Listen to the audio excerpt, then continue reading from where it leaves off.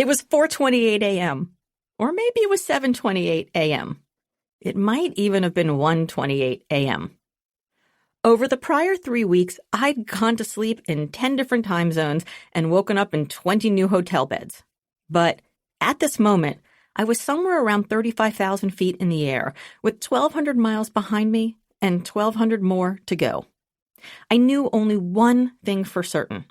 Somewhere between the blur that was the past and the blur that would be the future was the space I was in at present.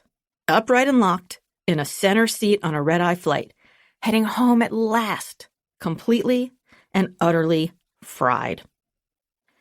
A couple of years earlier, I had given the very first big public speech of my life, all the while hoping my stomach wouldn't make a break for the exit. That speech launched a career change I never knew I could have and prompted me to write a book I never knew I could write. Now, as I was finishing the launch campaign for that book, I wondered if anyone would even read it. I was 9 toes over the edge of incompetence, teetering precariously, with no safety net in sight. The book's launch demanded that I be bold. I had wrestled all of my imposter syndrome demons to the ground, hushed every inner voice forbidding me to ask for help, and kicked the shins of my well-mannered instincts, which wanted me to pipe down and not make a fuss.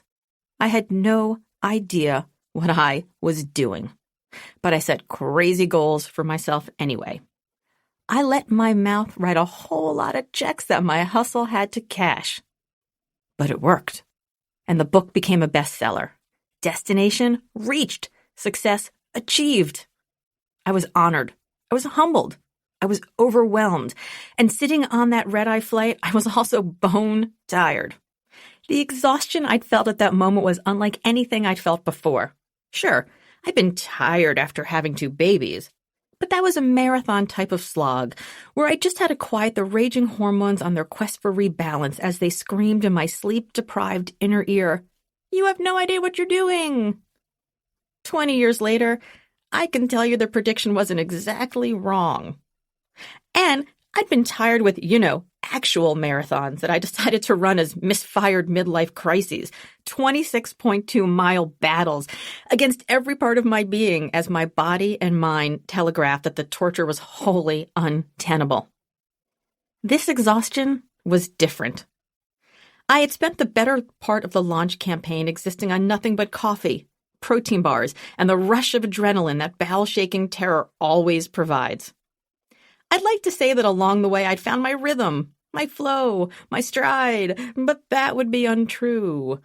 By the end of the campaign, I was still just as much of a moxie-filled bag of curious awkwardness as ever. But this thing I created, I grew, I birthed, I pursued so very hard for those weeks and months and years, it was working. And squeezed into that center seat on that airplane, suspended halfway between origin and destination, I heard a tiny voice from within, rising from somewhere in the alchemy of achievement and exhaustion, bubbling up past the part of my brain that normally governs my humility. It whispered insistently, "This thing has legs. This thing has legs."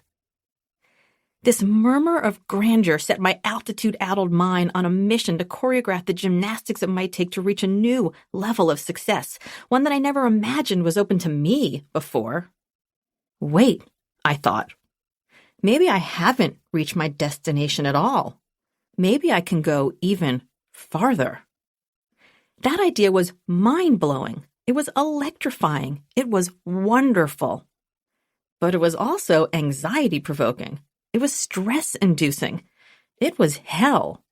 It was wonderful. And it was hell. I was no longer just jammed into that too small seat on that too long flight. I was somewhere else entirely. I was in Wonderhell. And en route to Wonderhell, I had packed more than just my fancy new bestseller bio. Crammed into my carry-on suitcase was something else, too.